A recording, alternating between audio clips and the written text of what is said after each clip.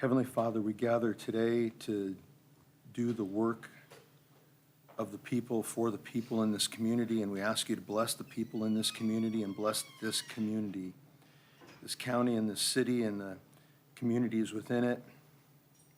We ask you to lay your blessings upon the land and the people in this room and out doing their work in our community. We ask you to give us the courage, the wisdom to know what to do and the courage to do it, and to do it with love and gratitude. And we ask this, and we ask for your blessings upon us on this day, through Christ our Lord. Amen. Danville-Boyle County Planning and Zoning Commission, regular meeting, March 22nd, 2023. Call to order. Approval of minutes. Jeff, I'm sorry to interrupt. We did have an introduction of the new Danville-Boyle County Development Corp. President CEO, J.J. Harris, before the minutes. Okay. If you wouldn't mind to, that's okay. Sorry, I snuck it in there on you. Okay.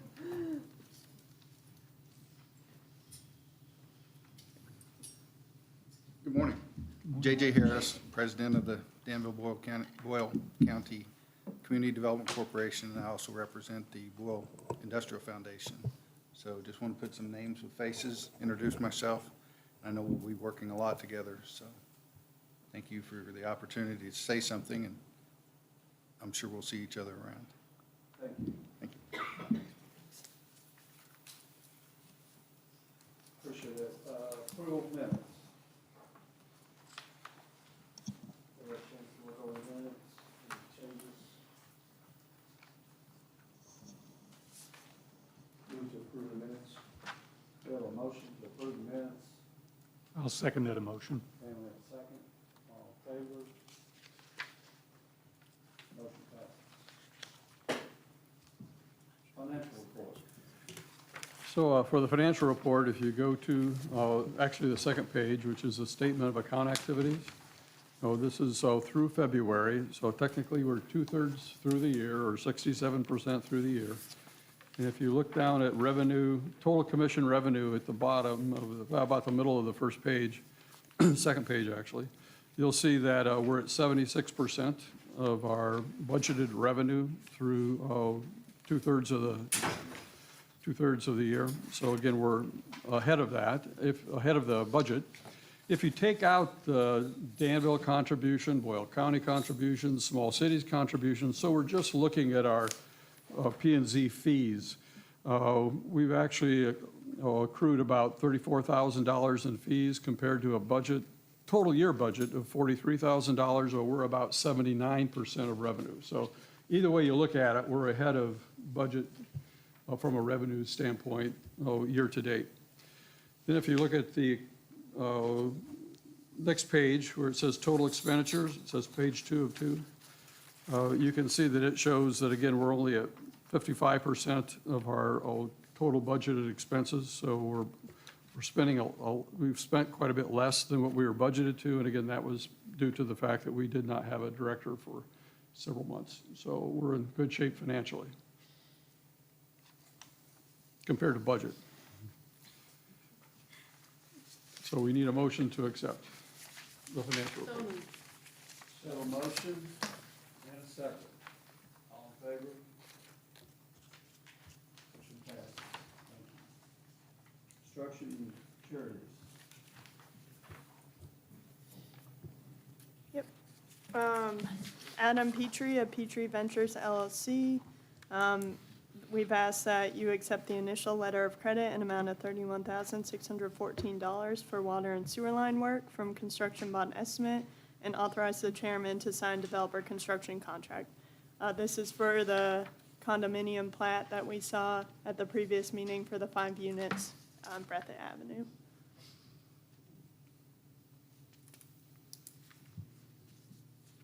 We need a motion. Yes. I make a motion to accept it. We have a motion to accept. Second. And a second. All in favor? Motion passes. Thank you. Subdivision approvals.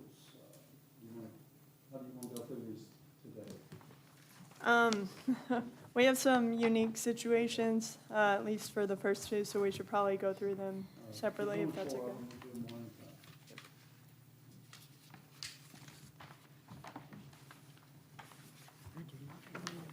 a time. That's okay.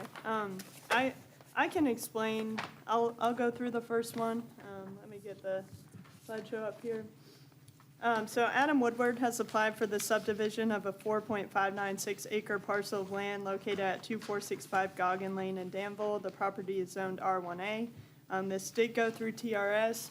The issue that we ran into is that it is not within 200 feet of sewer. There is a sewer line on the opposite side of Goggin Lane behind the houses there, but it's beyond the 200 feet that the utility director indicates that the city would require them to tap into sewer. However, in our R1A zoning district, we do not allow for new lots to be created if it's on septic. So the TRS did not give this plat preliminary approval based on the fact that we would be creating two non-conforming lots, which we do not have the ability to do as a planning commission. So my recommendation would be that we do not take this up at this meeting. I was holding it to see if we got some corrections in or some direction on whether the owner had decided if they're gonna tap into sewer or not, but I've not got any updates. So I just recommend that we table it and we wait until we hear more, if that works for you all. That's the only topic that's in question, the topic of that? Yes, otherwise the lot lines would be in compliance, so, I mean, you could give it conditional approval that it connects into sewer, but without the owner really knowing if he's willing to make that investment or not, I don't know if it's worthwhile to do so. but- Okay.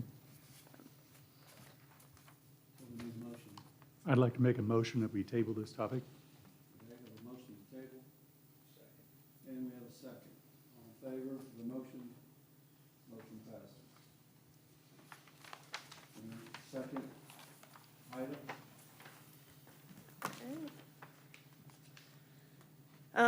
Adam Woodward has applied for the subdivision of a 3.990 acre parcel of land located at 4687 and 4705 Chenault Bridge Road in Boyle, Kentucky. The property is zoned ag.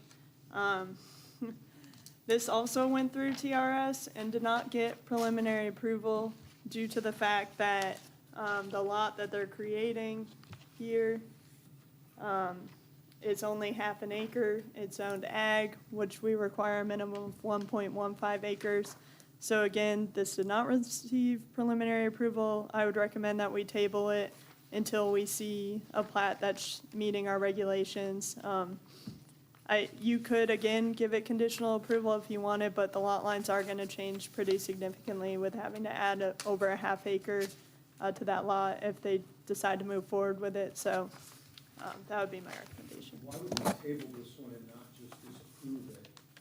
You can do that. They would be required to reapply, submit a new fee, and everything like that.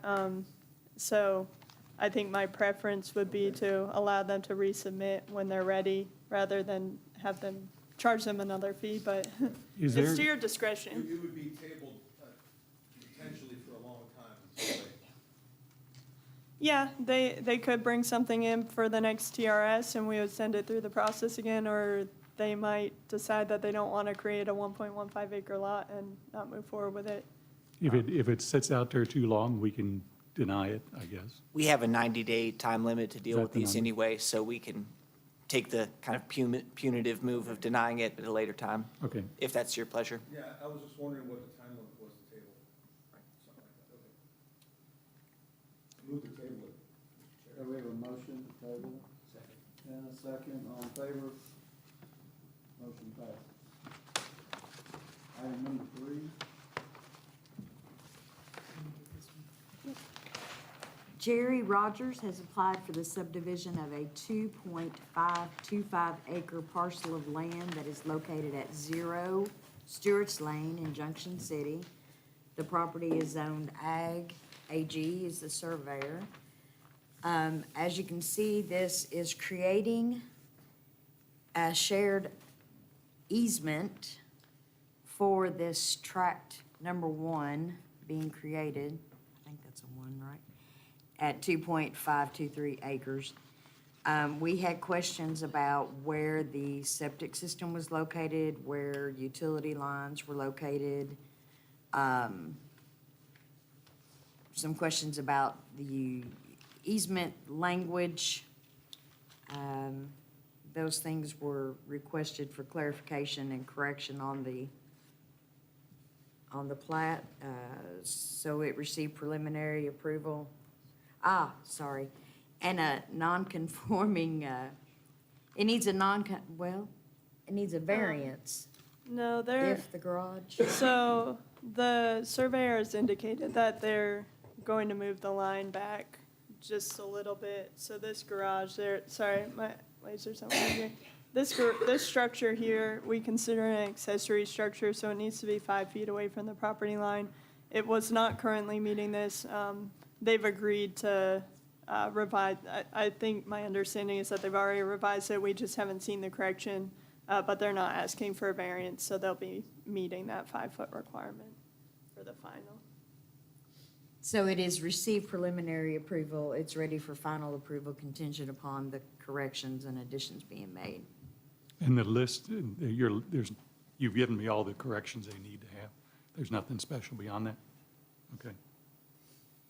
Do we approve it before we change it? You can put the condition. Put a condition on there. I don't know if this is actually important or not, but is that really 0 Stewart's Lane?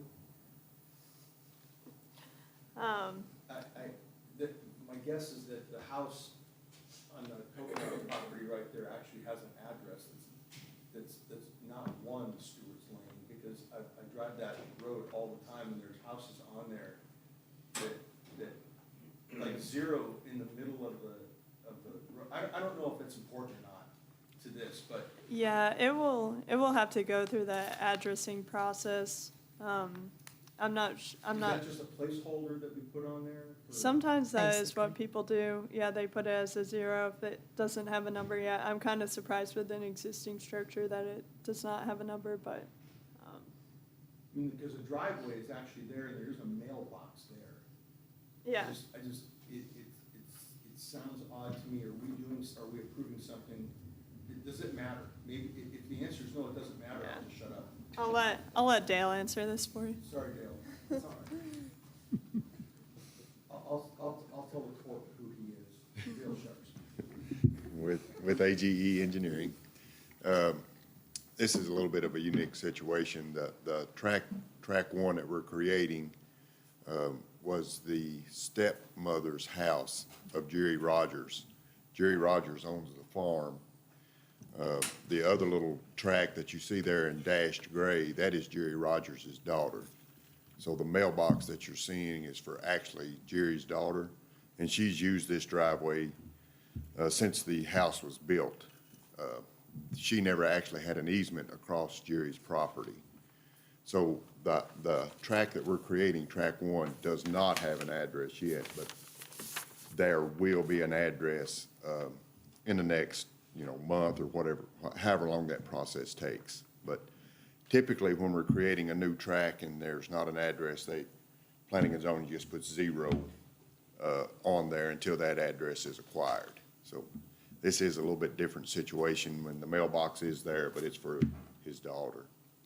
The easement is actually for the benefit of Jerry's remaining property and for the benefit of his daughter's track. As I said earlier, she does not have an easement now, so they wanted to go ahead and take care of that. The property that the easement is across will be part of track 1, so therefore it does have the legal amount of road frontage, so it would be a conforming track. Thank you all.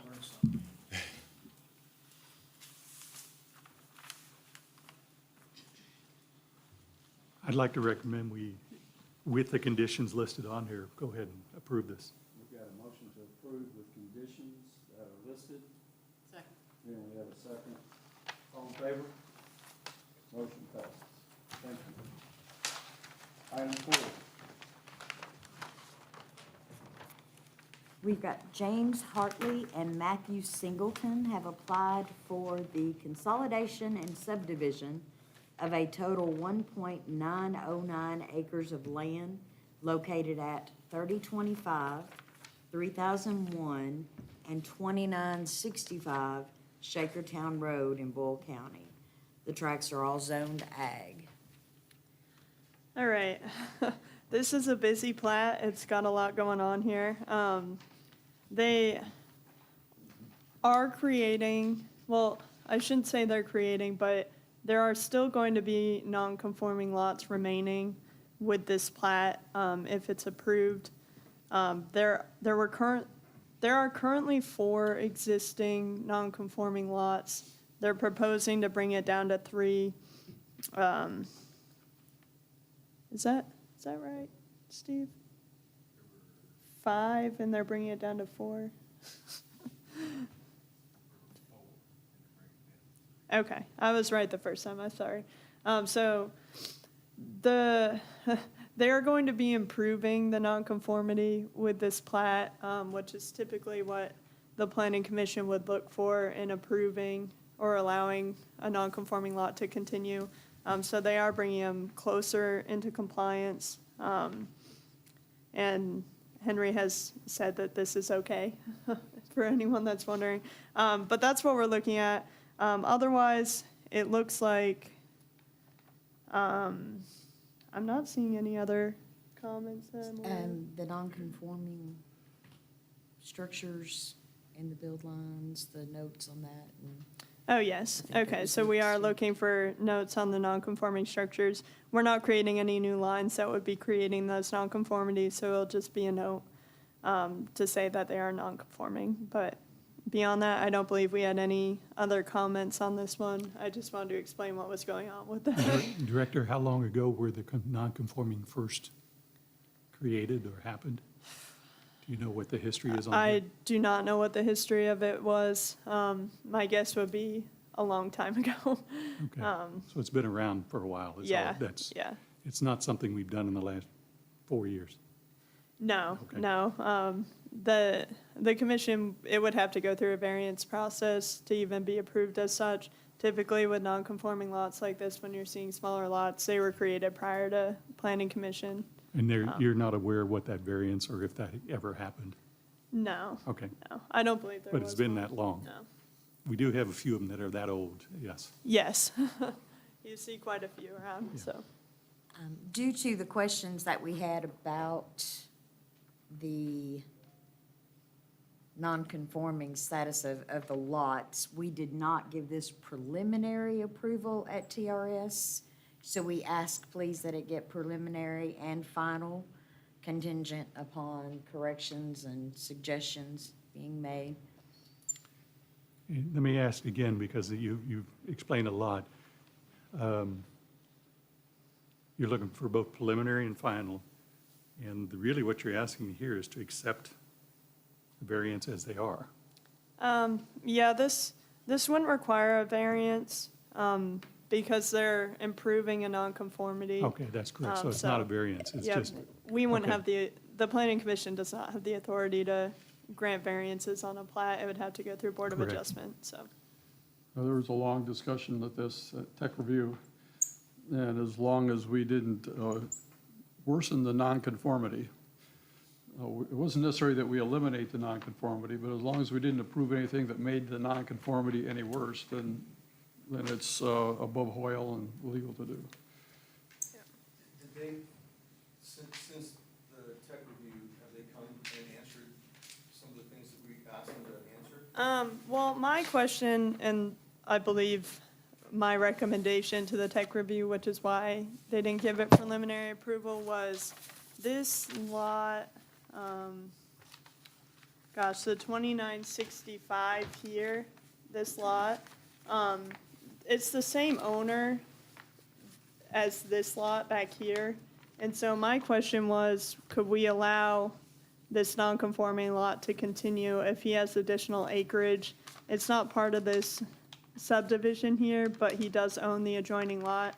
In some communities I've worked at, they've had it in the ordinance that if you own an adjoining property, they basically combine, they consolidate as a result to try and take away that nonconformity. We do not have that here. That's why I ran it by Henry to make sure it wasn't a state statute. Our understanding is that it's not.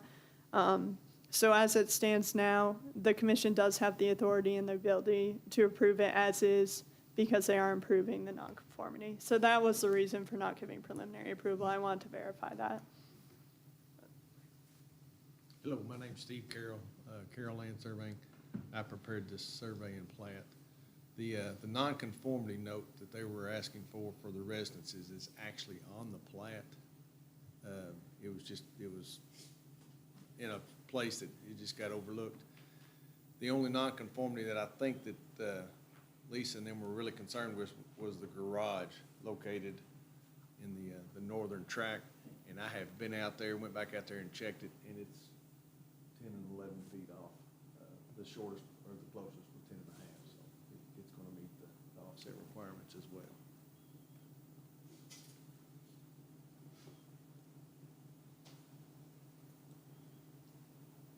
Any questions, any further questions for Mr. Carroll? Kayla, what's your recommendation? I think it's meeting all of our requirements, so we don't really have a basis not to approve it. It is going to be improving the existing non-conforming lots out there. I'd like to make a motion that we accept both preliminary and final. We have a motion to accept preliminary and final, I'll second. and we have a second. All in favor? Motion passes. Thank you. At this time, we'll, go into a public hearing, historic overlay district boundary amendment.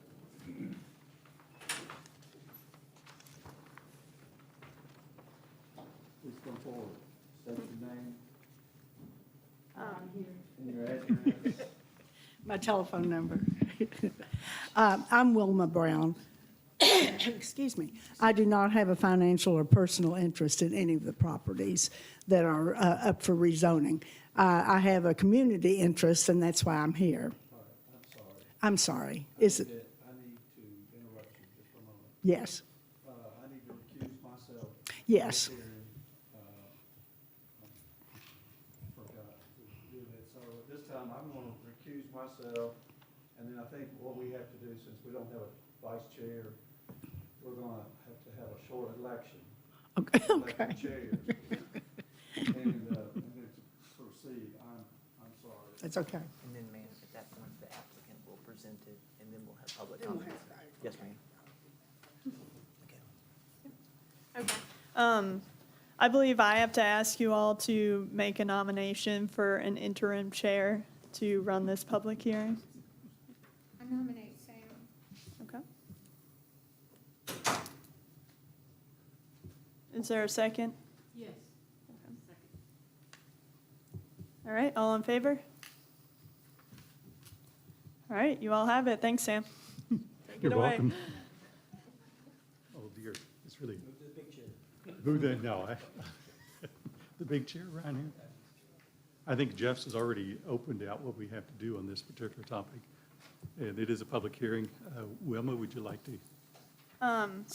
So we typically will hear the staff report and the applicant. In this case, the applicant is the planning commission. I'll just give a brief explanation of the procedure here, and then Yes. I'll let Joni House, who's the staff person for the Danville Architectural Heritage Board, which is the recommending body for this zone change, give more of the presentation and details of why we're looking to do this. But Thank you, Director. essentially, the Danville Architectural Heritage Board back in January made a recommendation to remove these 10 properties from the historic overlay district. I'll let Joni get into the reasoning behind that. But because they are just a recommending body to the Planning Commission is technically initiating this zone change. It wasn't originated with a property owner, so it's originating with the Planning Commission here. So we went through different notification requirements for that. But beyond that, we'll just let Joni explain the reasoning behind it, and then it will follow a typical procedure for a zone change from here on out. Yeah. And repeat your name, address. Sure. I'm Joni House. I live in Perryville, Kentucky at 1760 Whites Road. I am the staff person for the Danville Architectural Heritage Board. Can you guys hear me? I didn't realize I was going to have to get a whole new election this morning, but basically, we've been looking at this for some time. When the historic district was mapped out back in 2012, there were a lot of non-contributing buildings added into that overlay. I'm not sure why. So let me tell you, a contributing building is going to be a historic building that contributes to the period of significance for downtown Danville, and that runs up into about 1920. None of these buildings are contributing structures. They never will be contributing structures to that district. And so you actually will probably see me a couple more times. What we are trying to do is make that overlay map as concise as possible so that we don't have two separate design guidelines for buildings within the district. And we also don't want to create hardships for the owners of these buildings to give them historic design guidelines that really aren't pertinent to their building because they will never be contributing structures. A Super America is never going to be a historic building in Danville unless we get 200 years down the road and then we add Super America. But you have a lot of very restrictive guidelines, like there cannot be any internally lit signs, things of that nature. And we actually started discussing this back when Steve was here, but he left and it kind of got sidelined. So we want to make sure that the district is good for everybody, and we only want to include those buildings really that the guidelines are pertinent to, and those are going to be historic contributing buildings within the district. And none of these are. The dollar store is not. There's basically the mapping situation that we've got. There's one full block, and again, I don't know why these were added into the overlay to begin with. I wasn't here at that particular time, but I feel pretty responsible that we need to make sure that that footprint is as accurate as possible and reflects the historic buildings in Danville and not Super America. Is the post office part of this? No, the post office is exempt because they're a federal government. Okay. Any other questions?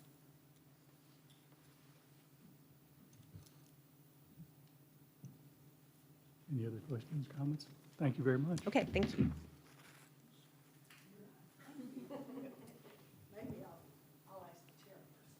What's that? Please, is there any other speakers, pro, for, or against? I'm Wilma Brown. I live at 102 Autumn Court, Danville. So, and as I said before, I have no financial or personal interest in these properties, and I understand everything that Joni was saying and why they're on the list. My one question that I had, this is not a comprehensive list of, there are other buildings downtown in the same situation, but I think I might have heard Joni say that there are going to be perhaps other buildings. Yes, so she's going to, there will be other times when the other buildings, some of them right across the street from these two sections, some of them adjacent to these two sections. So one of my questions was, why is this a comprehensive list? And obviously the answer is no. One reason I'm very interested in especially the property across the street where Super America is that it's a very specific part of the Danville Downtown Master Plan that was approved 2 years ago. Well, it was 3 years ago now in 2020. And that plan calls for a major restructuring of downtown, including the moving of successful businesses, the demolition of buildings that are in good condition. And one area that's specifically noted in the downtown master plan is the corner over here with Super America. And Super America has been mentioned 3 times in the downtown master plan, which is highly unusual for a plan of that sort, rather than just saying in general a particular corner. The whole point of the city being interested in the Super America corner and block is that Center wants that for their own development. And in the downtown master plan, it does say Center wants a new administration building in that area, which probably architecturally is not a bad thing.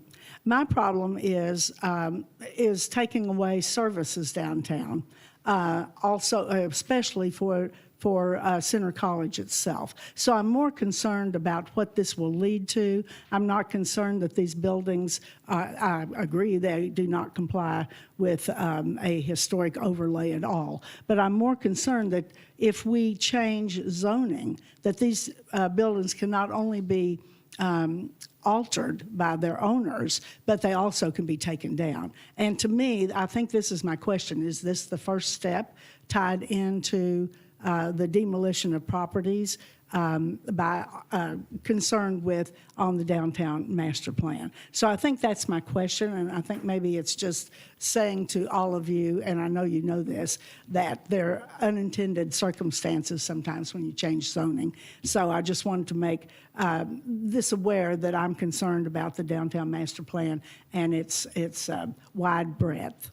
And also the down there where the dollar store is, that area is also targeted on the downtown master plan as it has to do with the parking in front of the buildings. But that is an adjustment that's called for in the downtown master plan. So I appreciate your time and thank you very much.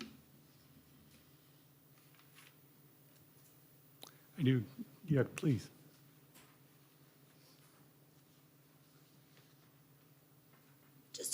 Just to address Woman's concern, this was not a part of any of the master plan discussions at all. We were just specifically looking at the guidelines and how they affected the current buildings that were there.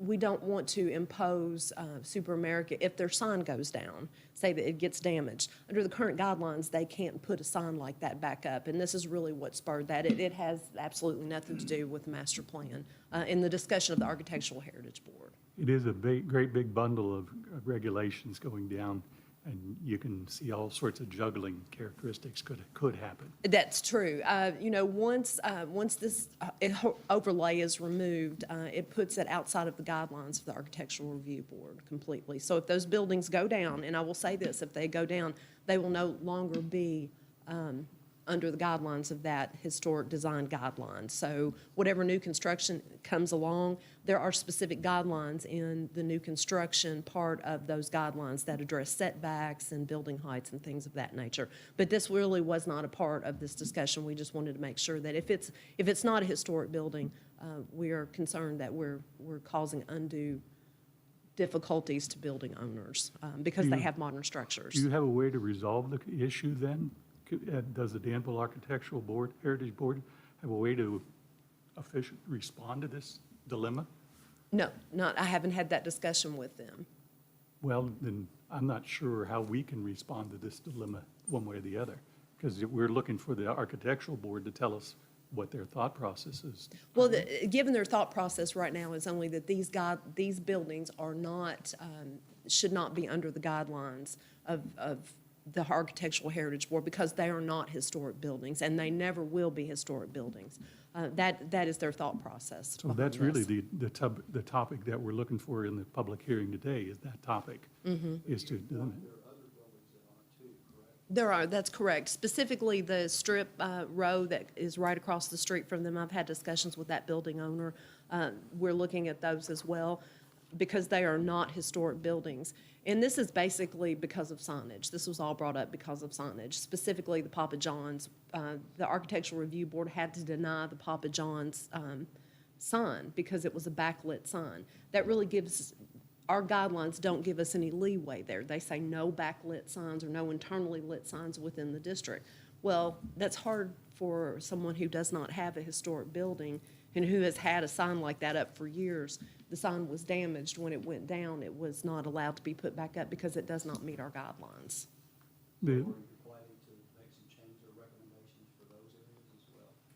Yes, that particular area. We would want it out of the district as well because it's. I talked to the building owner. He's not ready to do that yet, but sometime in June or July, he would like to have that discussion. I'm not sure I've addressed your question exactly. No, you addressed part of my question. Okay. Commissioner Griffith did get down to where I was kind of leading, is that how the resolution, if that's on the agenda to be addressed, it can be added. The follow-up to that might be the question is, did the recent weather issues that we had where the wind came through here heavily cause a problem today? Are No, you aware of no, any not, no, issue? this has been going on Okay. for some time. Yes, sir. Well, this was back in January. We started having these discussions with Architectural Heritage Board. Excuse me, I'm having sinus issues this morning. Okay. Okay.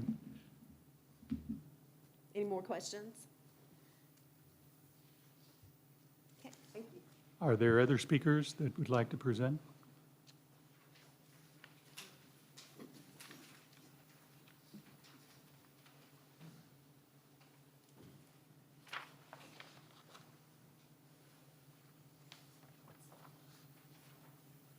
And once you get there, present your name and address, please. Yes, thank you. I'm Bill Conder, and I'm a resident of Charleston Green. And that is a condominium group, and 5 owners are here today, not necessarily objecting to what's going on, but naturally curious that we don't loosen up the area immediately across Walnut Street, and so we're adjacent to about a full city block there.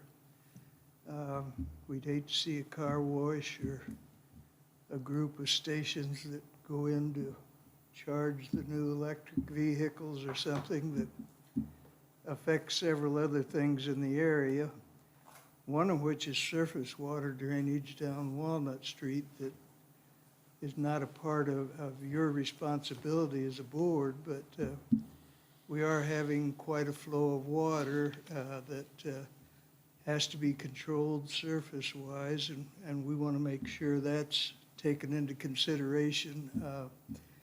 I'm sure someday it'll come before this board on what to do with the old lumber company building, for example.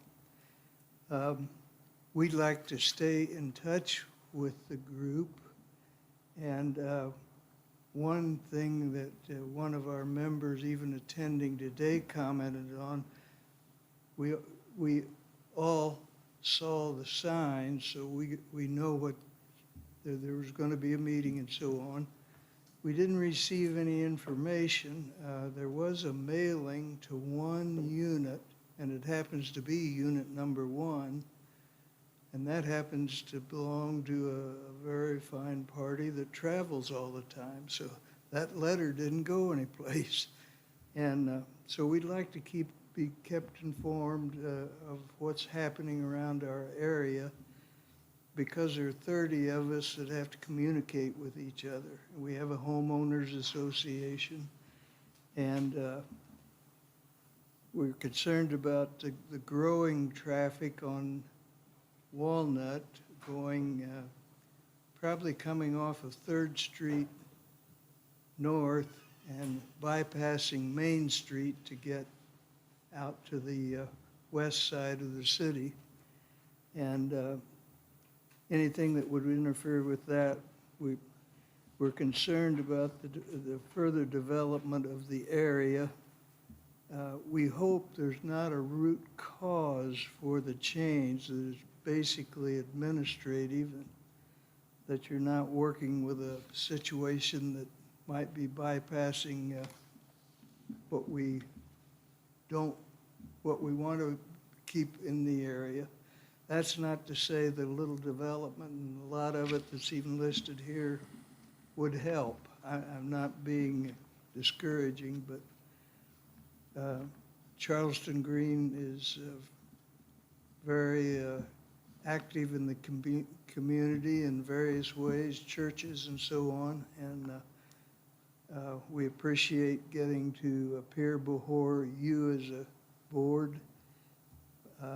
We aren't necessarily negative to change, but we don't want anything loosened up particularly. We frankly, the thought of a historic board having a kind of an overlook sounds good to a lay person, but maybe it does have boundary limits that don't fit the situation. We're not in enough depth to respond to that. But thank you for allowing us a few minutes here, and please keep us on the list of parties to be informed. Thank you. Do you have any other questions on the topics that's already been said? Any other comments on what's already been said today? No, Bill, before you leave. No, just before Bill leaves. I was just getting Bill's perspective before he leaves. I got to cover all of mine. All right, well, thank you. And I had been briefed by the office on the subject when the signs came up, on a very kind and informative briefing. Okay. I And commissioners, appreciate do you have that. any other questions for Bill? Well, thank you very much. We do have 30 owners, and so it's, everybody sees the elephant from a different side, kind of. We just want to make sure that we're represented, and we certainly don't want anything to happen to the area that would be offensive to our property that we try to take pretty good care of and have a good appearance from the Walnut Street view. Well, yeah, well, thank you for coming and sharing. I appreciate it. Thank you very much. Do we have others who would like to come up?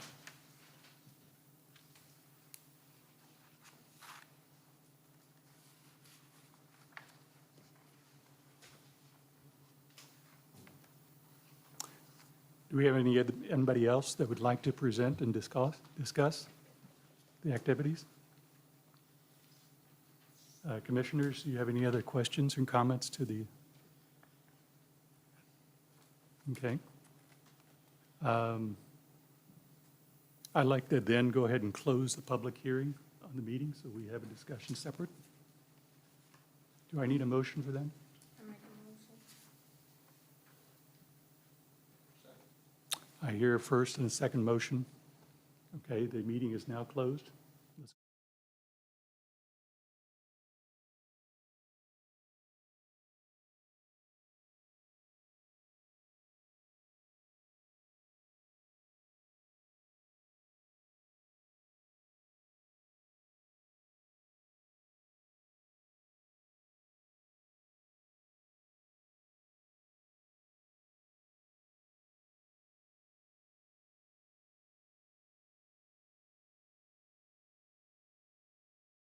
Grounds for their reasoning as to why you could choose to approve it if you wanted, just to say that all of the structures that they're proposing in these properties are not representing they're not historically significant structures, or they're not really meeting the definition of what we're looking to preserve in the historic overlay district. But you could also choose to deny it based on the comprehensive plan if you want, or you can come up with your reasonings if you have apprehension about approving it as well.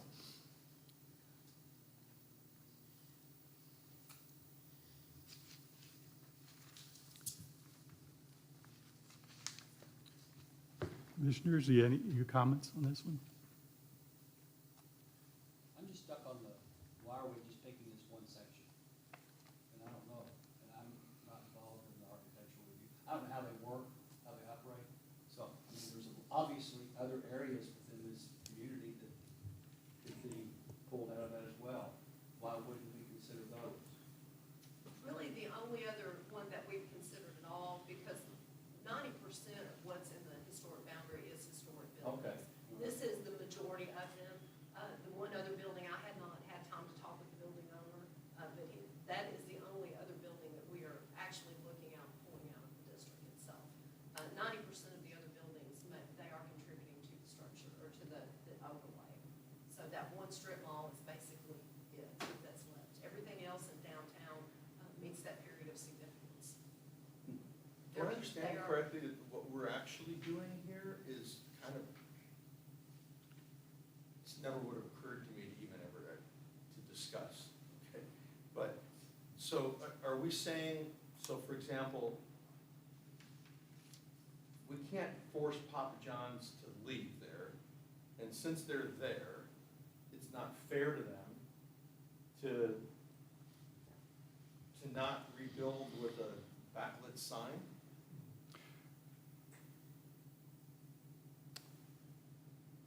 So, Well, I think bottom line isn't the issue that those are not historic buildings by the definition of the, historical heritage board. No, the buildings are not historical and therefore shouldn't fall under the guidelines that are placed on historical buildings. They should fall into the other commercial building categories that are around town. Would we be then saying that if somebody built a new building in that area, that they would have to conform to historical building guidelines? Well, then why have a historical district why have a historical district at all if all you're doing is naming historical buildings as historical and then letting anything else be built in a way that's not in conformity with that? What good does that do? I'm asking a question. I think I could probably, there are new construction allowed in all of the district. It does not preclude anyone from coming in and putting in new construction. What they specifically look at in the new construction guidelines are the setbacks from the road, and the building height and signage. That is basically all those guidelines address for new construction. So if you leave them in the historic district and someone comes along and tears down the Super America and wants to rebuild it, it would fall under the new construction guidelines for the historic district, which basically talks about the setback from the road, building height and signage. Is it just setback and building height, or is it type? I'm thinking of, No, I mean, it's not. seriously, because last night I happened to read about Sienna, okay? It's one of these places that I love and I take people to, okay? And the reason Sienna looks like it does today, like it did in 1300, is because in 1300, the community passed a law about what buildings look like. Okay? And so, anything that's new, you can't tell what's new versus what's old in that city because everything looks like it did in 1300. This is a philosophical question that I'm asking here, not a procedural question. I'm asking, why would we have a historic district that just acknowledges buildings as old as opposed to, why have that at all and just acknowledge, yes, this is an old building, if you can build a new building set back that looks essentially whatever somebody else would think of as God, is what I'm getting at. If Center buys, we're saying Super America, it's a speedway, right? Yeah, yes, I'm sorry, it's Okay, because it says Super America here, but it's a speedway. So if somehow or another Center buys the speedway, my guess is that Center's gonna probably build something to look like the rest of Center, okay? And that would probably look a lot more historical than the speedway. Again, I'm being philosophical here. If we have a historical district, and the purpose of which my guess would be not just to acknowledge that something is old, but to keep a particular look, right? Doesn't your review commission control how someone redoes their property? Only on the facades. On the facade? Yes, So sir. you If there's control- a material or design change. Okay, so if I change my windows, Yes. I would have to do something. So there is some control. There is. I think Yes, there is control, yes, Yes. So, on a new so build. why would we not want to, again, philosophically, if you're going to have a historical review board, and if you're going to have a district that you want to look historical, why wouldn't you tell somebody that they couldn't have backlit neon signs? Well, we do tell them that. And the Architectural Review Board denied Papa John's request, their certificate of appropriateness. It was denied. They're in the process of appealing that to the city commission. And historically, the Architectural Review Board has been turned over by the city commission. So we kind of, the thought process there is why have buildings in the district that are constantly overturned by city commission?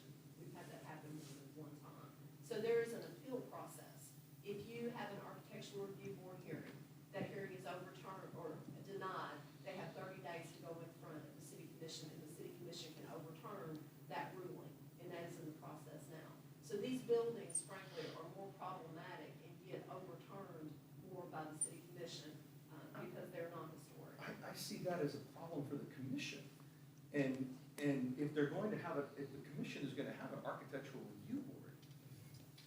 And then give the architectural review board, responsibility that it gives them, and then continues to overturn them. I put that sticky booger back on the commission. Am I saying something that's silly? I don't think you're saying something that's silly. I think it is more of a political problem that you're discussing. And the point that's being brought to us is that these fine folks have identified buildings which are truly not historic, and so shouldn't be included in the requirements for historic buildings. I mean, I understand the concept of unintended consequences, and I appreciate you folks' concern. But truly, if a body is regulating a building that doesn't meet the true criteria, I give it to them for wanting to make a change. I guess I would ask the logic issue then is why have a historic district if in the historic district you're gonna give, I understand that things are built before and after the designation. So new things can't be unmade to be modern and look old. But if we do this, then, gosh, or if Papa John's falls down and somebody wants to build something new, my guess is that the historic review board is gonna make them look at least like something that looks historic. Is that correct or not? No. Oh, my goodness. So Okay. let me explain. So, Let so me then why explain to have you it? that because the architectural review board is in the business of preserving the historic buildings that are intact in downtown. It is not preservation theory to make false artifacts of buildings. It is part of that to make sure that the buildings do not interrupt the streetscape. So that is why they look at setbacks. They're not gonna go in there and tell them, you can't have this type of storefront. You can't have this type of window. If it's new construction, it should look new within the district, but be sympathetic to the district. Does that make sense to you? They don't wanna see a 6-foot skyscraper built in the middle of a block that only has a 2 or 3 story building. That's where they would interject themselves at. But they will not tell a builder that you cannot use a brick facade with 4 bay windows. That's not within their purview. It's kind of hard to explain, but you don't want to make a fake sense of history within a building. You just want it to fit within the flow of the community. Does that make sense to you? I mean, I'm telling you what the National Park Service looks at, which is the governing body of all architectural review boards within the United States. So these 10 sites that we're talking about making an exclusion on gets you out of the dilemma to respond any comments about historical on these 10 locations. That's all this is. Yes, sir. And now, It's whatever guidelines we have with the other standards and percentages outside of historic is still applicable. Absolutely. All the zoning and all the These are just not- details and characteristics. When you look at the larger context of the historic overlay to Danville, 90% of the buildings are contributing buildings. It is only the non-contributing buildings here that we're dealing with. Again, and I will say very plainly, if something gets tore down, then it only becomes with the planning and zoning what those standards are. The new construction guidelines within the district would not apply to those. And we have a couple vacant lots. As a matter of fact, I talked to someone who's looking at a lot down on First Street and sent them the new construction guidelines this morning because they're looking at building a house down there. So that house would have to be set back within the yardscape of all the other neighborhoods. But we're not going to tell them you can't put a ranch house on that. That's not what those guidelines are for. Some guidelines probably that you're looking at are very restrictive. Some would be extremely restrictive. But these were set by the citizens of Danville when these guidelines were put out. There are some guidelines that are in compliance with the National Park Service that have to be, as in you can't have vinyl siding in the district. You can't, those are things that are put forth by the National Park Service. However,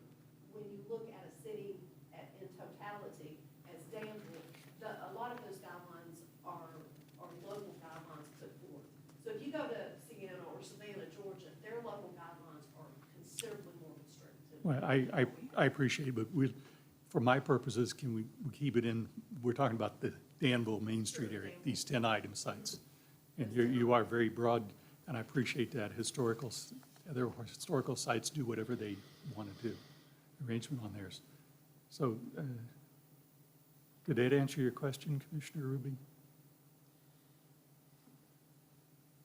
Yes. All right. Do we have other questions to ask?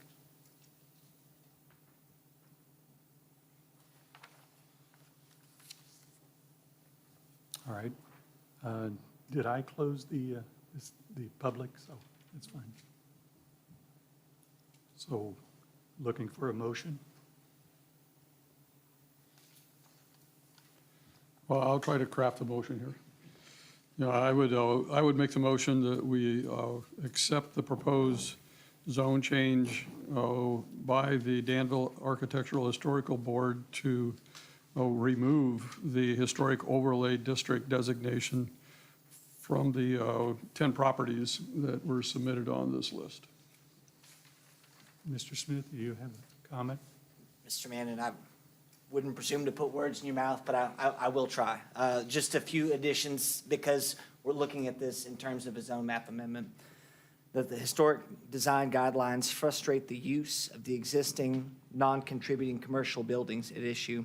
Per the report of the Architectural Heritage Board, these buildings may be appropriately excluded from the historic overlay district.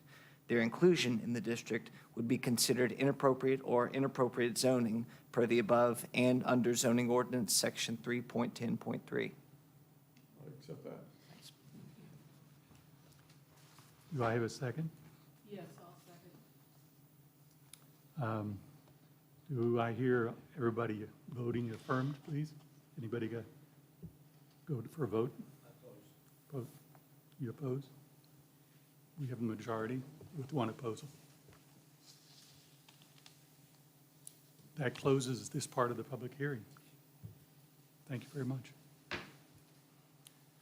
We'll lift the regular. Jeff, come on back.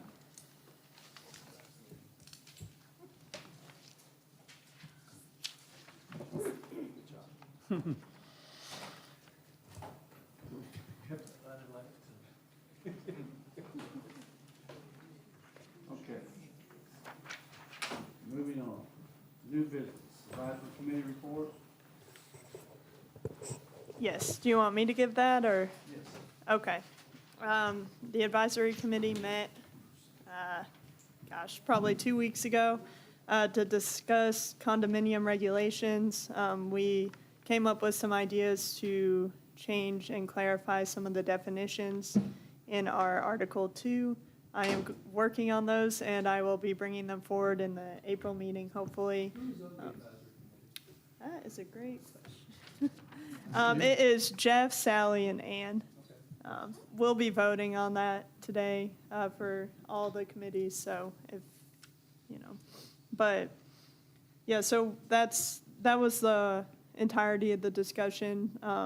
Essentially, is just looking at the definitions for all of our residential districts, some of our housing standards beyond condominiums, trying to clarify some of those definitions. Some of our housing types are not defined in Article 2, so we're hoping to clarify all that, and I'll bring that forward. Are there any questions on that? Okay.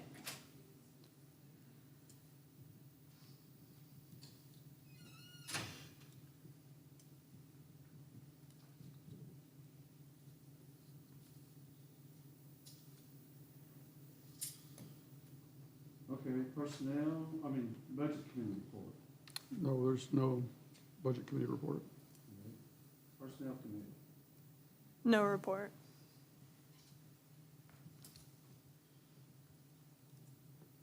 Okay. Other new business. So, elect officers, committee assignments.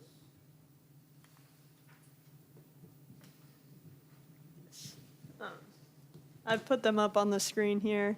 I apologize for not sending them out in the packet so you all could review them beforehand. So I think we can just go through each of them. Henry, is that how we typically do it, or? we've handled it different ways. We could revise this slate. We could make a list of changes to this slate and vote to approve that. That might be the most streamlined way to do it.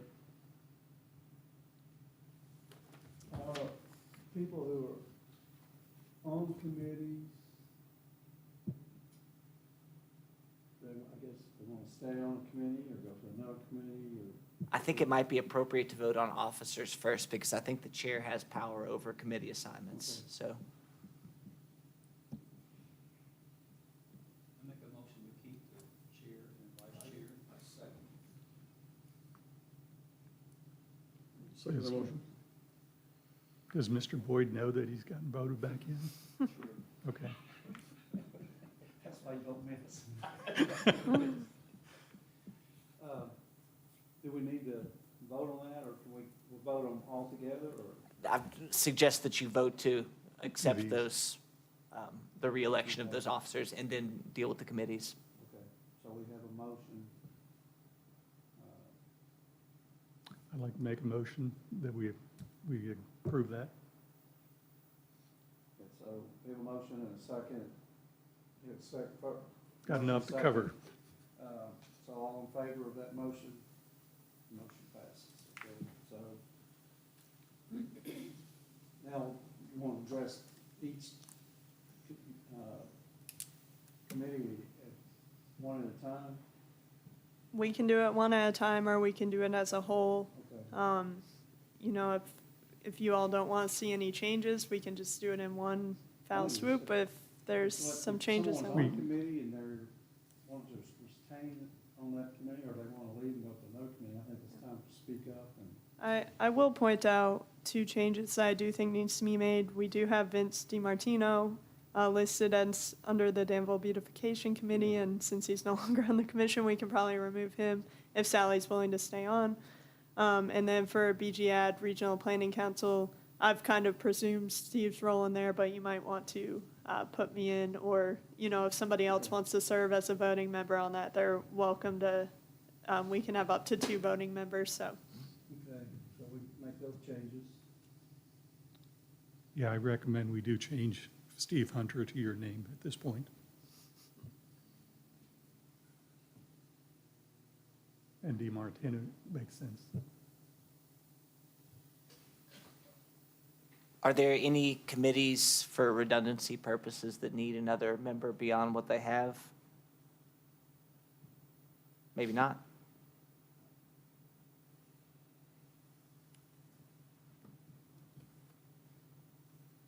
So we have Yeah, a you're new good. committee member, right? He's not here today. And I think probably any of the, well, there's several of the committees, I'm sure, that could welcome another committee member if that gentleman would like to join one of those committees. So maybe you give that gentleman an opportunity to review the list and pick a couple committees he'd like to be on, then you can talk to the committee chair and see if they could use another person on that committee. Yeah, we could always add him on at the next meeting if you want me to have that conversation with him. We could, you know, make a vote today so we have committees moving forward, and then if he wants to be added on, we can bring that forward at the April meeting.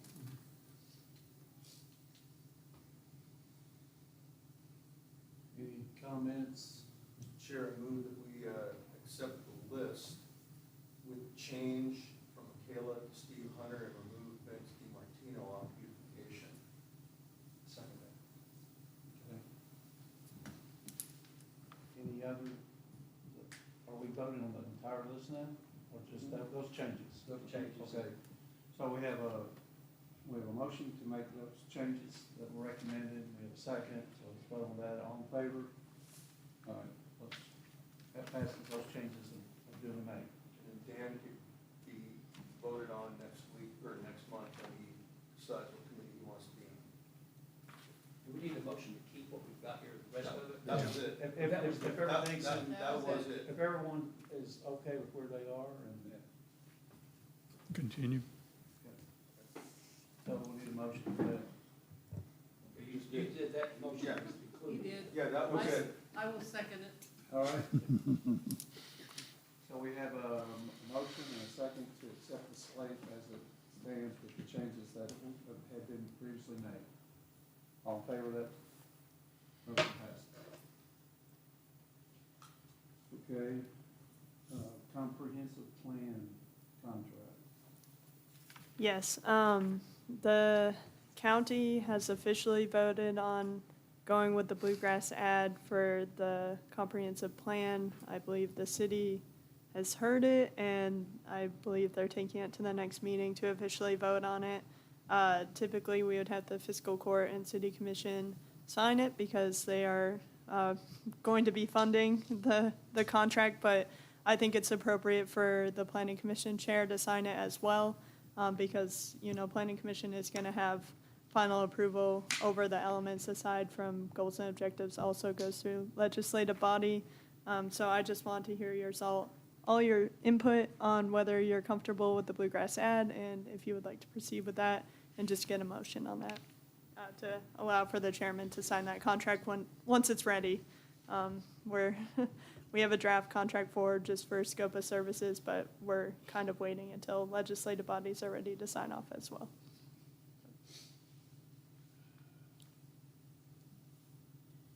Do you have a feeling on the timing on the bluegrass, what they propose on timing to support this?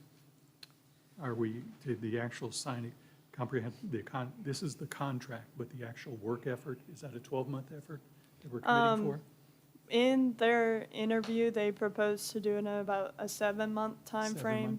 7 They're kind of proposing a more intensive process where the steering committee that will be formed would meet pretty much every week for 6-week time. We would go through a public hearing process prior, like a visioning process prior to that, and then go through some other public hearings as we're getting ready with the final draft. So it would be a more intensive, it sounds like they would essentially assign one staff person to be working on it full-time for that 6 to 7 month time frame. Are we envisioning a modification of the present comp plan or a rewrite category, in your opinion? I would say it's probably going more towards a rewrite at this point. They have a different vision of trying to make the comprehensive plan more graphic, so I think it will be reduced in size to try and provide more graphics rather than lengthy paragraphs when you're looking at it.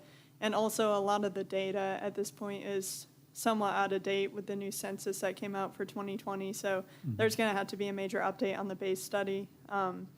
And I think it will go through that visioning process, and then we'll go from there to see how many changes or how many, or if it's going to remain more the same, but I do envision more of a rewrite. For me to absorb a rewritten document rather than one that's a slight revision, because I'm familiar with what I got for the background, is a harder and longer task. Yep. So the process of review and approval becomes more difficult and more time-consuming, Yep. just to absorb that. Yeah, when I hear that 6 to 7 month time frame, that's what I envision potentially the final draft being prepared. It's going to have to go through each of the legislative bodies as well as each of the legislative bodies for goals and objectives, and then it will come through Planning Commission for the final comprehensive plan. So it's going to have to go through all those public hearing process. So it might be, 12 months before we actually have that final document approved, but I think the Bluegrass ad is envisioning their portion of it with an actual document that might just need some changes being done in 6 to 7 months. So the commission here, you could, for example, will be on here, there'll probably be somebody else, but for the ones that don't attend any meetings on that weekly basis, will we see the document then at the very end? Is the first time we'll see that? I hope not. I intend to provide monthly updates at the meeting, and if Okay. there's, certain items that the Bluegrass ad sends over for review, I'm happy to send those out as well. I want you all involved in the process and up to date on it, so. Two comments. I for one, am encouraged by hearing a 7-month process, because, man, going into an 18-month-long process is just pulling teeth. So I'm very encouraged that to hear 7 months is just, it's not something I expected today. So that's way better even than 12 months. I mean, that's really encouraging. Second, I cannot imagine that we will not have a flavor for this as it's going on the whole time. This is not something that I can ever see Michaela waiting for us to hand to us a big thing at the end and saying, here, look through this thing. I mean, my guess is that we're gonna be very, involved the whole process. There'll be public hearings that Yes. we'll be going to. Absolutely. Yep, there will be a number of public meetings, envisioning exercises and whatnot, and I hope you all are able to attend what you can. Obviously not required. The steering committee, it's intended to stay smaller, just to make some of those technical decisions and go throughout that process. That's why, when you get a very large group, it can be a little bit cumbersome, it can slow down the process. So it's not to not include everyone on the commission, it's rather just to try and keep, I think we're looking at a 10 to 12 person steering committee, something in that range, maybe 15. So it's just intended to remain smaller. Would you clarify, you said at the beginning you expect the city to approve what the county is recommending, but it hasn't been approved as yet? It hasn't been approved as yet. We brought it forward to the city commission probably end of February, and they all basically had a discussion on it and seemed happy to go with the Bluegrass ad, but they didn't actually make a motion on it to sign the contract. And I think my understanding of the city commission is that they will need to make that motion to appropriate the funds for the contract. So they just haven't made that final step yet. But I think everyone is on the same page, so I do expect it to happen. I think they're just bringing it to the next meeting is my understanding, so. And the fact that the county's already done that is impetus for the city to do it, not kick the can down the road even farther. Yeah, I mean, they've all been included in the discussion. We met with several consulting firms. The judge was there, the mayor was there, the city manager, the county administrator, the mayors of Junction City and Perryville as well. So everyone's been involved in the process. We brought it forward to the Fiscal Court and City Commission, and we brought it to Perryville City Commission. I unfortunately had to miss a few days for a personal matter, so I was unable to attend the last Junction City Commission, but I intend to go to the next meeting to update them on it as well. So we're trying to get everyone involved in the process. Everyone seems on the same page about the Bluegrass ad and doing a joint comprehensive plan. So it's really just a matter of getting those motions and the contract signed and getting it going at this point. So do we need, what are we looking for now? Are we looking for a motion for the chair to sign this? Or, Yeah. or do we need? There's no contract, right, just yet, so is this like a motion to authorize preliminary negotiation for the Yeah. chair? We can do that. So moved. All right, have a motion and a second, all in favor? Trusting the chair.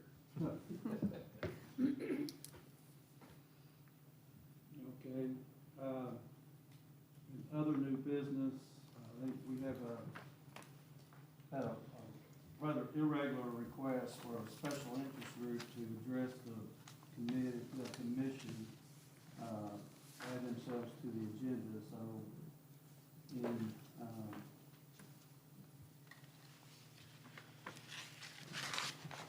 in respect to that request, at this time, we will allow that. I'm being told it's gonna be no more than 2 minutes. Okay, and, so, at that time, please come forward and state your name and.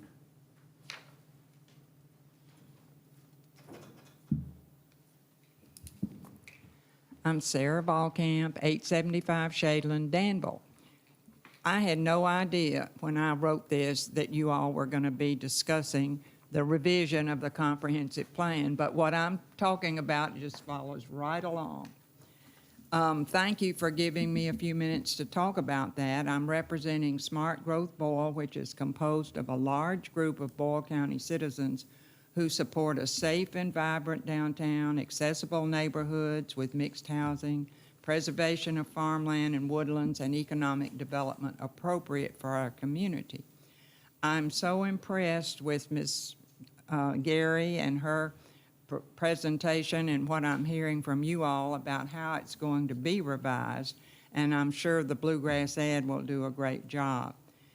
I just wanted to say to you all, as the Planning and Zoning Board, you have a unique opportunity at this particular time to consider long-range planning. And why is it unique? Well, there's new leadership in our governing bodies. We have a new economic development organization. You just had a summit on exploring regional economic development. The downtown master plan, you know, we've had a lot of discussion about that this morning and the importance of it, and it will soon reach completion. We hope those sidewalks will be fixed soon, and we should have more businesses and activities. And the CBB has just published a brand-new booklet. It's very impressive, and it touts the many opportunities to enjoy in our area, such as beautiful green spaces, waterways, historic venues, the Kentucky Bourbon Trail, as well as bike and pedestrian trails safely linking parks, schools, workplaces, and other sites. Tourism can be a great economic development for our community. So that's why I'm saying you have this wonderful opportunity to look at long-range planning.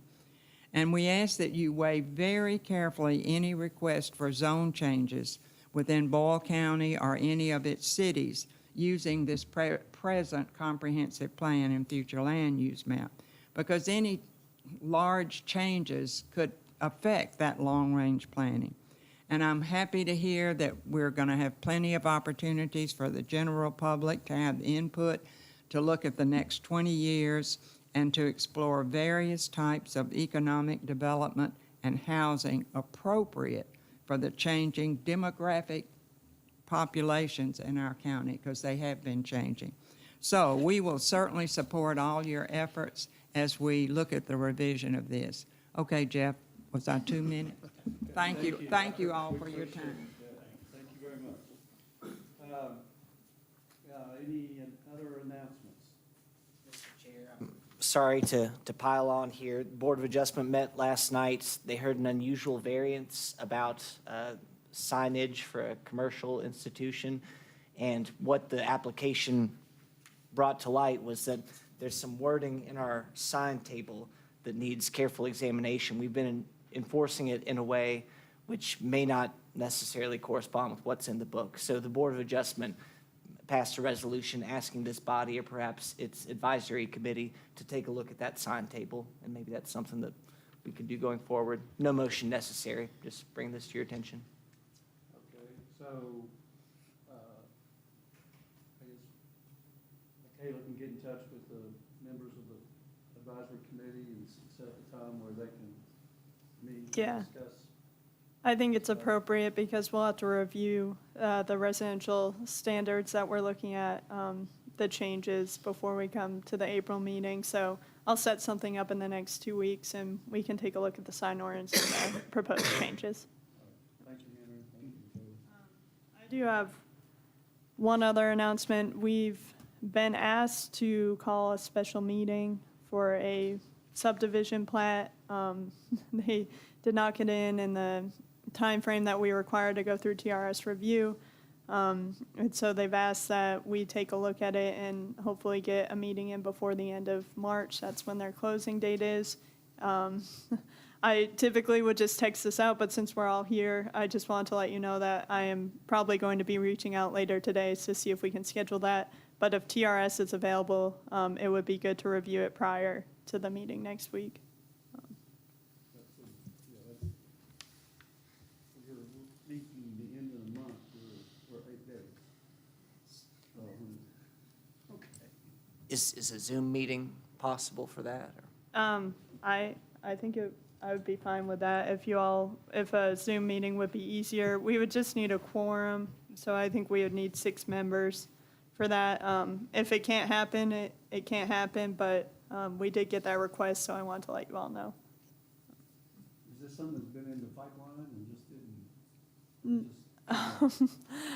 My understanding is that it was just a forgotten plat that didn't make the time frame. I got asked about it Monday afternoon. I was clarifying notification requirements with Henry yesterday, and so that's why I'm bringing it to you this morning. It's been pretty expedited. I just received the plat prior to this meeting this morning, so. could have something to do or could not have something to do. I'm sorry, I didn't hear anybody back there. I said I could have something to do with it. Okay. Let's keep us informed. Yeah, I will send out a text later today, but just start thinking about if you have availability next week. I'm thinking later in the week to give you guys some time, but I'll send out some dates and times. But, As long as we can get 6 people. yep, yep. All right. Any other announcements? We have a motion to adjourn. So moved. And we have a second. All in favor?